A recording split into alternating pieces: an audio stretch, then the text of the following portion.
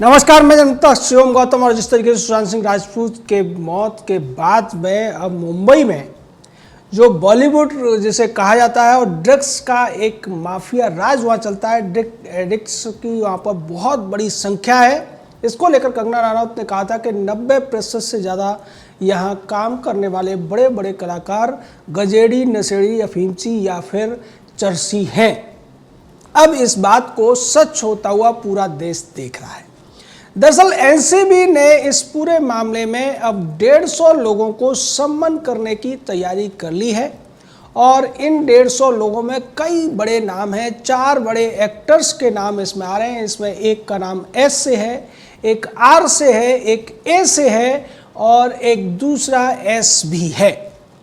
अब आप समझ सकते हैं कि ये सभी बड़े एक्टर्स हैं। इनकी फीस 15 से 20 करोड़ रुपए है। ऐसे बड़े नाम अब जल्दी खुलने वाले हैं। एक तरफ पहले यहाँ पर बाजी मारी है महिलाओं ने, जैसा कहा जाता है कि महिलाएं पुरुषों से आगे हैं। ये नाम के खुलासे जो हुए हैं उनमें पहले बड़ी महिलाओं के खुलासे हो चुके हैं। दीपिका पादुकोण का नाम आ चुका है, श्रद्धा कपूर का नाम आ चुका है, रकुल प्रीत सिंह का नाम आ चुका है, सारा अली खान का नाम आ चुका है। तो ये जो नाम है ये पहले खुल चुके हैं, पुरुषों के नाम बाद में खुल रहे हैं। वजह ये है कि जो पुरुष खिलाड़ी हैं या फिर नट हैं, इन लोगों ने बहुत ज़्यादा चालाकी के साथ अपने जो इस तरीके चैट वगैरह थे वो नहीं की, जबकि महिलाएं चूंकि ये जो सामान है वो चैट के माध्यम से मंगाती थी, अपने टैलेंट मैनेजर के माध्यम से मंगाती थी, इसलिए जल्दी पकड़ में आ गई हैं। जबकि इसको लेकर शिल्पा शिंदे ने यह कहा है, जो टीवी एक्ट्रेस है, कि इस पूरे मामले में अभी बहुत सारे खुलासे हो सकते हैं,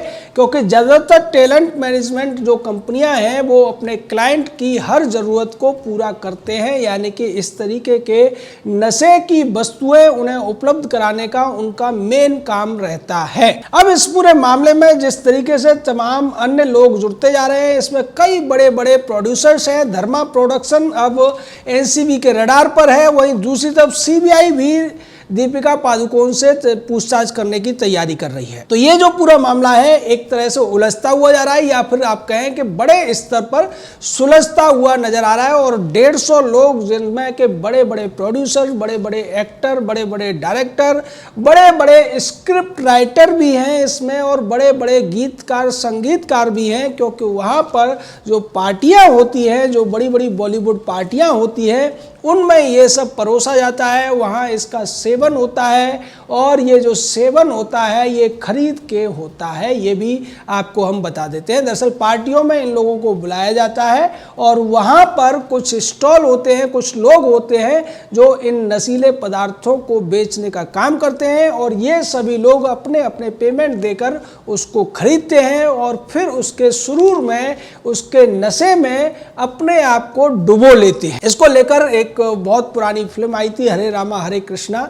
हालांकि उसमें जिस नशे की बात की गई थी वो भारत की बजाय नेपाल में दिखाया गया था, और वो हिप्पी कल्चर के ऊपर था। हिप्पी कल्चर अब तक खत्म हो चुका है, लेकिन अब ये जो बॉलीवुड का कल्चर है वो लगता है कि हिप्पी कल्चर का नया रूप है। और जिस तरीके से ये जो टैलेंट मैनेजमेंट कंपनियां सामने आ रही हैं, उनके जो क्लाइंट सामने आ रहे हैं और उनकी जो पार्टियां सामने आ रही हैं, ऐसा लगता है जो पार्टियां थी ये छोटी मोटी रेप पार्टियां हुआ करती थी। और रेप पार्टियों में जैसे कि कॉलेजेस वगैरह के लड़के लड़कियां होते हैं, उसकी बजाय यहाँ पर वो लोग हुआ करते थे जो टीवी पर एक्टिंग करते हैं या फिल्मों में एक्टिंग करते हैं, एक्टिंग के सपोर्ट स्टाफ होते हैं, एक्टिंग करवाते हैं, या एक्टिंग करवाने की जो फिल्में या नाटक होते हैं उसको प्रोड्यूस करने का काम करते हैं।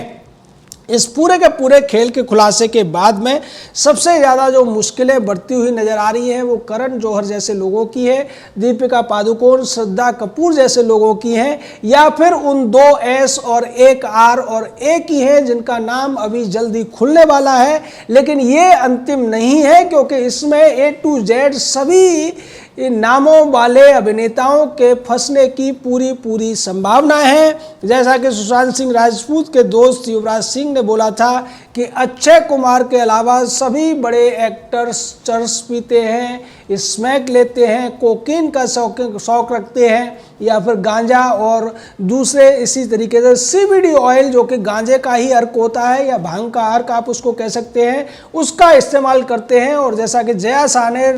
रिया चक्रवर्ती को एक चैट में बताया था कि इसकी 3 से 4 बूंद लेने के बाद आधे घंटे में व्यक्ति सुरूर में डूब जाता है। यानी ये इस तरीके के नशे हैं जो आदमी को ये एहसास कराते हैं कि वो बहुत बड़ा कॉन्फिडेंट हो गया है, अब उसे किसी चीज़ की झिझक नहीं है, किसी चीज़ का डर नहीं है। लेकिन 1-2 बार लेने के बाद में उस व्यक्ति की जो बॉडी है वो उसकी मांग करने लगती है, उसे उसकी लत लग जाती है और उस लत की वजह से वो इन सप्लायर लोगों का या टैलेंट मैनेजमेंट कंपनियों का या फिर पार्टी ऑर्गेनाइज करने वाले लोगों का एक तरीके से गुलाम बन जाता है, कठपुतली बन जाता है और उनके इशारों पर नाचने लगता है। ये सब आदमी की जानकारी के बगैर भी किया जाता है, जैसा कि सुशांत सिंह राजपूत के केस में सामने आ रहा है। उसकी बहनों ने, उसके परिवार के लोगों ने, उसके दोस्तों ने यह बताया है कि पहले सुशांत सिंह राजपूत को नशे की लत नहीं थी, इस लत को लगाने का काम किया था रिया चक्रवर्ती ने। और रिया चक्रवर्ती की जो चैट जया शाह के साथ सामने आई है,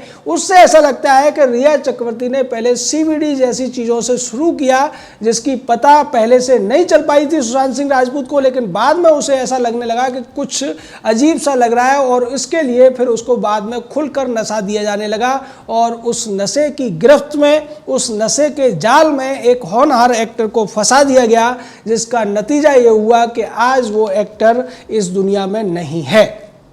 इससे पहले भी बॉलीवुड के अंदर तमाम ऐसे लोगों की आत्महत्याओं की खबरें आई हैं और उन खबरों पर पर्दा डाल दिया जाता था, क्योंकि उस समय सोशल मीडिया होता नहीं था, लोग ज़्यादा सक्रिय नहीं रहते थे चूँकि सोशल मीडिया नहीं था। आज सोशल मीडिया होने की वजह से हर व्यक्ति रिपोर्टर भी है और हर व्यक्ति न्यूज़ पढ़ने वाला भी है, हर व्यक्ति चर्चा करने वाला भी है, हर व्यक्ति चर्चा शुरू करने वाला भी है और चर्चा का जवाब देने वाला भी है। तो इसकी वजह से अब चीज़ें ज़्यादा बड़े स्तर पर खुल जाती हैं और उनका विरोध भी होता है, उनके पक्ष में जो कैंपेन भी चलते हैं और उसी का नतीजा है कि CBI जांच भी हो जाती है। पहले ऐसा नहीं होता था। पहले दिव्या भारती की मौत का मामला हो, जिया खान की मौत का मामला हो या परवीन बॉबी या श्रीदेवी की मौत का मामला हो, ये मामले बड़े मीडिया चैनलों के माध्यम से आसानी से दबा दिए गए थे और इसी वजह से जो अपराधी बहुत पहले जेल चले जाने चाहिए थे, आज भी वो खुलकर बॉलीवुड में अपनी अय्यासियों को अंजाम देते हुए नजर आ रहे हैं। लेकिन इस बार ऐसा नहीं हो पाया और ये मामला CBI तक पहुंच गया है। CBI से पहले ED ने जांच की और चूंकि ये इलेक्ट्रॉनिक्स का ज़माना है, इलेक्ट्रॉनिक्स जो सूचनाएं होती हैं उनको आसानी से और बड़ी अच्छी तरीके से पकड़ा जा सकता है, अच्छे रिकॉर्ड के साथ पकड़ा जा सकता है। उसकी वजह से अब ये जो तार जुड़े हुए थे आपस में, जो कि दुबई तक जाते हैं, पाकिस्तान तक जाते हैं, अपराधियों तक जाते हैं, नार्को टेररिज्म तक जाते हैं, उन सभी तारों को जोड़ने की कोशिश की जा रही है। और यही वजह है कि इस पूरे मामले में अब NIA की एंट्री हो चुकी है। NIA भी जांच करेगी, CBI भी जांच करेगी, ED पहले से ही जांच कर रही है और NCB की जांच के दायरे में 150 बॉलीवुड के एक्टर, डायरेक्टर, प्रोड्यूसर और एक्ट्रेसेस आ चुके हैं। इसका मतलब ये है कि अब बॉलीवुड का हर वो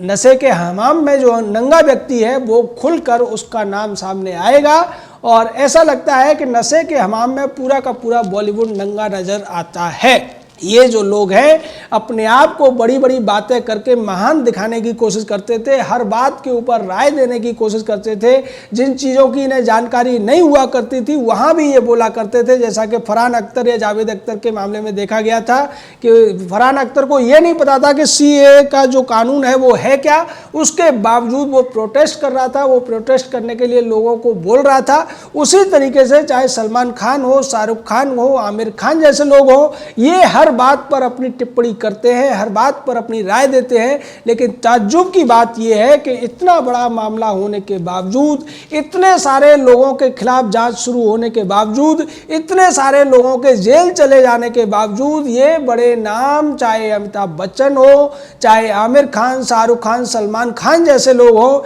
ये अभी तक अपने मुंह को सिल कर बैठे हुए हैं। अपने मुंह से एक भी शब्द बोलने से ये डर रहे हैं क्योंकि इन्हें डर है कि इस हमाम में ये सब भी नंगे हैं, ये भी कहीं ना कहीं इस नशे के कारोबार से जुड़े हुए हैं, इस नशे के मकड़ जाल में फंसे हुए हैं और इन्हें लगता है कि अगर ये मुंह खोलेंगे तो इनका नंबर भी जल्दी आ जाएगा, अगर मुंह नहीं खोलेंगे तो शायद ये बच भी सकते हैं, क्योंकि अगर इनका नाम किसी से नहीं लिया तो शायद ये बच जाएंगे और अगर ये कुछ बोलेंगे तो लोग इनका नाम भी ले सकते हैं।